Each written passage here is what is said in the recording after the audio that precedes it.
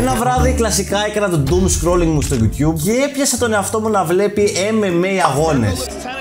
Μόνο που δεν ήταν κλασική γιατί φορούσαν στολές υποτών. Τι κάνω με τη ζωή μου στις 4 το βράδυ. Και μόλις συνειδητοποίησα το τι κάνω αυτή τη στιγμή, συνέχισα να βλέπω περίεργα αθλήματα και να μπαίνω όλο και πιο βαθιά και πιο βαθιά στο YouTube. Και γι' αυτό σήμερα σας έχω τα 10 πιο περίεργα αθλήματα που υπάρχουν στον κόσμο. Και ξεκινάμε με το πιο διάσημο περίεργο άθλημα, όπου είναι το World Chase Tag, όπου με λίγα λόγια είναι κυνηγητό. Είναι το κλασικό κλέφτες και αστυνόμοι, μόνο που αυτό έχει και εμπόδια και γενικά έχει φτιαγμένη ειδική αρένα όπου κάνουν αυτό το πράγμα. Κυνηγούνται. Και πάνε φέτηση το μεταξύ, μπρο, δηλαδή απορώ πώς δεν τραυματίζονται, αλήθεια. Περάσει ο χρόνος και αυτός που κυνηγάει δεν καταφέρει να πιάσει το man που τρέχει, τότε νικάει ο man που τρέχει. Και έχει κανονικά casters, αρένα, κόσμος, ομάδες. Μέσα, μπρο, είναι ακραίο άθλημα. Δεν φαίνεται πολύ ενδιαφέρον να το βλέπω. Τον έπιασε! Damn! Η ιδέα αυτή ξεκίνησε το 2011 στην Αγγλία και ο man που το έφτιαξε απλά έπαιζε κυνηγητό με το γιο του και λέει γιατί δεν το κάνουμε άθλημα. Και το κάνανε αυτό που είναι σήμερα. Μάλιστα, το συγκεκριμένο άθλημα του 2020, επειδή είχε πάρει τεράστια απήχηση, το αγόρασε σε ένα κανάλι με αθλήματα και το παίζει στην τηλεόραση κανονικά. Πρέπει να το βάλουν στους Ολυμπιακούς Αγώνες, bro. Δεν ξέρω, μου φαίνεται πάρα πολύ ενδιαφέρον. Αλλά δεν είναι όσο ενδιαφέρον είναι το δεύτερο που θα δούμε σήμερα, που είναι το Armored MMA. Αυτό που σας είπα στην αρχή. Είναι ένα άθλημα το οποίο συνδυάζει UFC, MMA type με πανοπλίες και σπαθιά και αξίνες και υπότες. Αλήθεια, τι κάνουν οι μάλλον. Αλήθεια, δηλαδή δεν πονάνε ρε που χτυπιούνται με αξίνες και σπαθιά και ασπίδες. Μοιάζει λες και κάποιος έβαλε κωδικούς στο San Andreas, στο GTA, όπου έγραφε σε Crazy Town και γινόντουσαν όλοι clone. Εδώ από αθλητές γίνονται υπότες. Αλλά αυτό που βλέπετε ξεκίνησε από την Ουκρανία το 2010, που λεγόταν Battle of Nations και είναι κάτι σαν έθιμο από το Μεσαίωνα ή κάτι τέτοιο, δεν κατάλαβα. Και αν αναρωτιέστε, όχι, δεν επιτρέπονται όλες οι κινήσεις με τα πράγματα που κρατάνε. Δεν μπορεί ο άλλος απλά να το πιάσει και το πετάξει στο κεφάλι. Υπάρχουν κανόνες. Και κάτι τελευταίο που θα ήθελα να πω είναι ότι αυτές οι πανοπλίες που φοράνε κοστίζουν πολλές φορές και πάνω από 2.000 ευρώ. Ναι, μπρο. Είναι ακριβό άθλημα. Αλλά υπάρχουν και πιο ακριβά αθλήματα όπως το νούμερο 3, το Battle Bots, όπου είναι ρομπότ, τα οποία παίζουν ξύλο μεταξύ τους και όποιο ζήσει. Αυτό υπάρχει γενικά από το 2000, από πολύ παλιά υπάρχει αυτό. Και είναι αυτό που βλέπετε, μπρο. Είναι ρομπότ τα οποία φτιάχνουν διάφορες ομάδες και παίζουν ξύλο με άλλα ρομπότ. Και η φάση είναι ποιο ρομπότ θα καταστρέψει το άλλο ρομπότ. Και μετά λένε ότι τα ρομπότ κάποια στιγμή δεν θα μας κατακτήσουν. Μπρο, δείτε εδώ πέρα τι κάνουμε στα ρομπότ. Τα βάζουν και παίζουν ξύλο μεταξύ τους. Είναι σαν κοινομαχίες, αντί με σκύλους είναι με ρομπότ. Αυτό σε λίγα χρόνια θα φάει cancel. Μπρο, τι κάνουνε, γιατί τι στο καλό φτιάχνουνε καν. Ο πεις χάκι, εντάξει, τουλάχιστον δεν είναι χαζά αυτά τα αθλήματα. Μην βιάζεσαι γιατί στο νούμερο 4 έχουμε το hobby horsing. Και είναι αυτό. Είναι ένα άθλημα παύλα hobby με κάποια στοιχεία γυμναστικής, όπου αυτοί που συμμετέχουν καβαλάνε ψεύτικα άλογα, ραβδοάλογα. Αυτά τέλος πάντων. Λέει ότι αυτό το άθλημα προήλθε από τη Φινλανδία κάπου στις αρχές της δεκαετίας του 2000. Και αυτό που το κάνει πιο αστείο ακόμα είναι ότι αυτά τα αστικά άλογα, τέλος πάντων, αυτά τα πράγματα τα δίνουν και ονόματα, προσωπικότητες, ότι είναι λίγο νευρικό το δικό μου άλογο και τέτοια.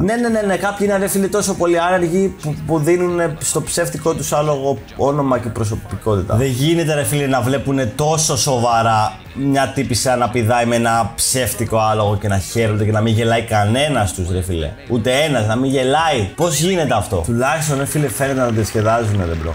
Και εγώ θα ήθελα να ήμουν εκεί και να κάνω μαλάκι. Στο νούμερο 5 έχουμε ένα άθλημα από την Αγγλία, το οποίο επινοήθηκε το 1954 και λέγεται Underwater Hockey. Και είναι αυτό ακριβώς. Είναι hockey κάτω από το νερό. Αυτό το άθλημα, από ό,τι καταλάβατε, παίζεται στον πάτο της πισίνας και πρέπει να σκοράρουν με αυτό το δίσκο, αυτό το πράγμα. Και όσο ηλίθιο και σας φαίνεται, αυτό το άθλημα παίζεται σε περισσότερες από 20 χώρες. Αυτό που μου φαίνεται πολύ ηλίθιο είναι, ρε φίλε, ότι πρέπει κάθε φορά να παίρνει κανονική αναπνοή και δεν τους έχουν ξέρω μπουκάλες να αναπνέουν για πάντα. Να ζουν, ρε φίλε, από κάτω, να παίξουν το παιχνίδι τους και να βγουν πάλι πάνω. Όχι, εκεί στην πρέσα, μα. Μια απορία που έχουμε το Underwater Hockey είναι, ρε φίλε, ότι δεν μπορείς να το δεις αυτό. Δεν θα πας να το δεις αυτό, αλλά θα βλέπεις απλά μπουρμπουλήθρες και νερά να πετάγονται. Ξενέρωτο. Πω είμαστε στη μέση και ήδη έχω καεί, μπρο. Και πού να δείτε το τελευταίο. Είναι ό,τι πιο ηλίθιο έχω δει ποτέ στη ζωή μου. Νούμερο 6. Wife carrying. Δηλαδή κουβαλάς την γυναίκα σου. Και είναι ακριβώς αυτό που φαντάζεστε. Είναι ένας άντρας ο οποίος κουβαλάει μια γυναίκα για περίπου 250 μέτρα και πρέπει να διασχίσει εμπόδια, λάσπες, νερά και άλλα τέτοια πράγματα, να φάει πολλές τούμπες. Ίσως το έχετε δει από τον Speed. Ο Speed, όταν είχε πάει στη Φινλανδία, αν δεν κάνω λάθος, έκανε αυτό το πράγμα. Και την κοπέλα τη ρήμαξε. Την έριξε πολλές φορές κάτω.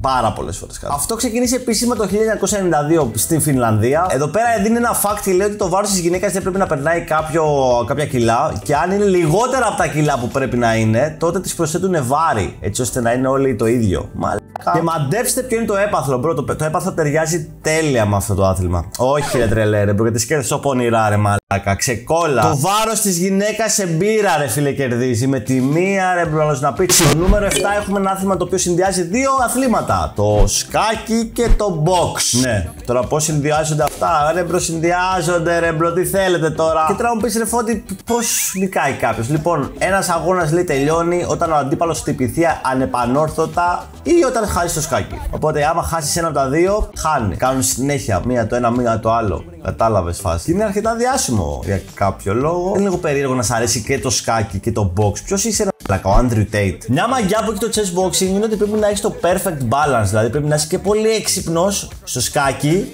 αλλά και πολύ δυνατός για το box. Οπότε είσαι ο perfect W. Και αυτή η ιδέα για αυτό το υπέροχο άθλημα ήρθε από έναν Γερμανό καλλιτέχνη, τον Enki Billah, σε κόμικ του 1992. Μάλλον το είχε γράψει εκεί πέρα σαν μια μαλακία, ένα αστείο σε ένα κόμικ. Είπανε μαλάκα, θα το κάνουμε πραγματικότητα. Και έγινε το 2003, όπου πραγματοποιήθηκε ο πρώτος αγώνας στο Βερολίνο. Και μάλιστα αυτό το ίδρυσε ένας Ινδός πρωταθλητής μηχανικών, Lip Rubin. Δεν μου κάνει καθόλου εντύπωση ότι είναι Ινδός, bro. Γιατί στην Ινδία είναι που φτιάχνουν ομελέτα με κοκακόλα, ξέρω εγώ. Τι ομελέτα με κοκακόλα, τι σκάκι με πυγμαχία, λέει. Φάτα και σκάσε, ξέρω εγώ, και βάζει και το πόδι του μετά. Στο νούμερο 8 έχουμε κάτι πολύ extreme χαζό και ηλίθιο θα έλεγα βασικά, και είναι το extreme ironing ή αλλιώς extreme σιδέρωμα ρούχων. Του θα μου πεις, Φώτη, ναι, ξέρω. Θα σου εξηγήσω, φιλαράκι μου. Γι' αυτό είμαι εγώ εδώ. Άκου τι σκεφτήκανε. Παίρνουν μια σιδερόστρα και το σίδερο, γιατί αυτοί έχουν το σίδερο με τη σιδερόστρα.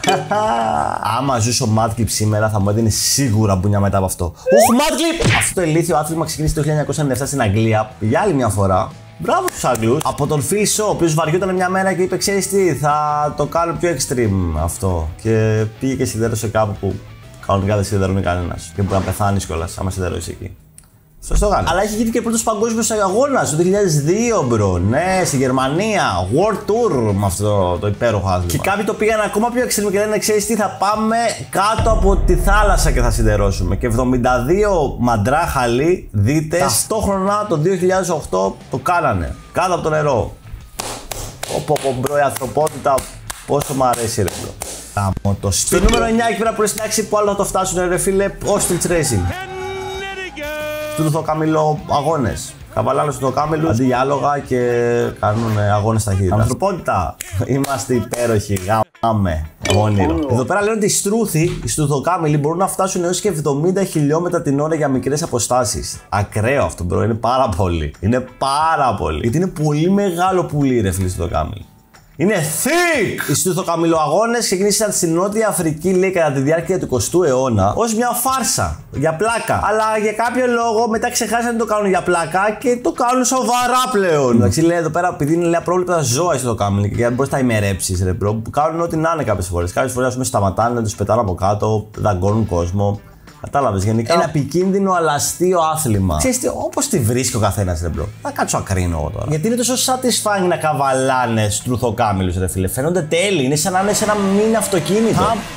Δεν ξέρω, αλλά φαίνεται πολύ αστείο και τέλειο. Σαν καρτούν είναι. Και φτάσαμε επιτέλους στο νούμερο 10. Στο πιο περίεργο άθλημα από όλα που έχω δει ποτέ στη ζωή μου και λέγεται toe wrestling. Όπου μάχονται με τα πόδια. Και προσπαθεί ο ένας να νικήσει το πόδι του αντιπάλου. Σαν πάλι με τα δάχτυλα των ποδιών. Αν σ' αρέσει αυτό το άθλημα, περίεργος τρόπος να μας πεις ότι είσαι ποδολάχνος, μπρο μου. Ξέρεις τι, δεν το κρίνω. Κάποια πόδια είναι ωραία. Αυτά δεν είναι καθόλου ωραία, μπρο. Αλλά ξέρω εγώ. Δεν κρίνω, είπα κανένα. Τι κάνουμε τη ζωή της, δεν αλήθεια. Γιατί μάχονται με τα πόδια, γιατί κάνουμε πάλι με τα πόδια τους, μπρο. Αυτό ξεκίνησε το 1976 στην Αγγλία για άλλη μια φορά από τον Peter Hawkins, ο οποίος λέει ήθελε να δημιουργήσει μια ξεκαρδιστική αλλά πολύ ανταγωνιστική εκδοχή της πάλι. Υπάρχει, ρε φίλε, toe wrestling με γυναικεία πόδια τουλάχιστον. Οκ. Αρχίζει και μ' αρέσει αυτό το άθλημα, bro. Κάνω κάθε μέρα live stream στο Twitch TV κάτω Hacky Pixels και παίζω games, κάνω react σε πράγματα, φέρνω καλεσμένους, ακούμε μουσική και άλλα τέτοια ωραία. Κάθε μέρα, bro. Κάθε βράδυ είμαι εδώ. Δεν μπες 10 ώρα το βράδυ και θα δεις ότι είμαι live. Δες! Εγώ